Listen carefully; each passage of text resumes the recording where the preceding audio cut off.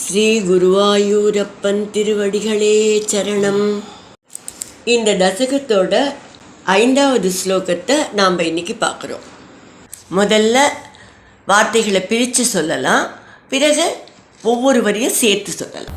ரோதோபகர்ணனவசாதுபகம்யகேகம் ரோதோபகர்ணனவசாதுபகம்யகேகம் க்ரந்தத்சு நந்தமுககோபகுலேஷு தீனக க்ரந்தத்சு நந்தமுககோபகுலேஷு தீனக த்வாம் தானவஸ்த்வகில முக்திகரம் முமுக்ஷுः த்வாம் தானவஸ்த்வகில முக்திகரம் முமுக்ஷுः त्वय्यप्रमुञ्चति पपात वियत्प्रदेशात् त्वय्यप्रमुञ्चति पपात वियत्प्रदेशात् रोदोपकर्णनवसादुपगम्यगेहं क्रन्दत्सु नन्दमुखगोपकुलेषु दीनः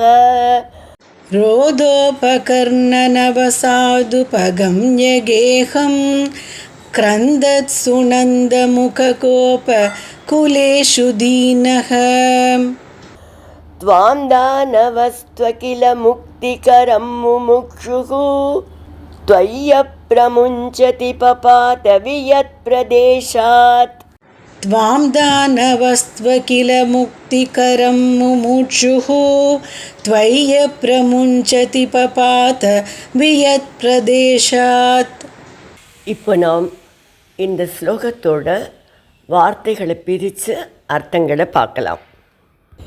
ரோத உபகர்ணன வஷாத், அந்த அழுகை ஒலியை கேட்டு, கேகம் உபகம்ய, வீட்டிற்கு விரைந்து வந்த, நந்தமுக கோபகுலேஷு, நந்தகோபர் முதலான ஆயர்கள் எல்லாரும், கிரந்தத்சு கதறிக்கொண்டிருக்கையில், தீனக தானவகது, அப்போ தளர்ந்து போய்விட்ட அந்த அசுரன், அகில முக்திகரம், யாவர்க்கும் விடுதலை அளிப்பவனான உன்னை, துவாம் முமுக்ஷு, விட்டுவிட விரும்பினான். ஆனால் துவயி அப்ரமுஞ்சதி, ஆனால் நீ அவனை விடாமல் இருந்ததால், வியத் பிரதேசாத்து, விண்வெளியிலிருந்து, பபாத்த, கீழே விழுந்தான். இப்போ இந்த ஸ்லோகத்தை முழுவதுமாக பாராயணம் பண்ணி இதோட முழு அர்த்தத்தையும் பார்க்கலாம். ரோதோபகர்ணனவசாதுபகம்யகேகம் க்ரந்தத்சு நந்தமுககோபகுலேஷு தீனக த்வாம் தானவஸ்த்வகில முக்திகரம் முமுக்ஷுः त्वय्यप्रमुञ्चति पपात वियत्प्रदेशात्. யசோதையின் அழுகுரலை கேட்டு நந்தகோபரும் மற்ற ஆயர்களும் நந்தகோபரின் மாளிகைக்கு ஓடி வந்தார்கள். குழந்தையை காணவில்லை என்று அறிந்து கதறி அழத் தொடங்கினார்கள். இதற்குள் குழந்தை கிருஷ்ணனை சுழற்காற்று வடிவில் தூக்கி கொண்டு சென்ற அசுரன் தன் பலத்தை கொஞ்சம் கொஞ்சமாக இழந்தான். அதே சமயம் கிருஷ்ணன் மேலும் மேலும் கனமாக ஆகிவிட்டான்.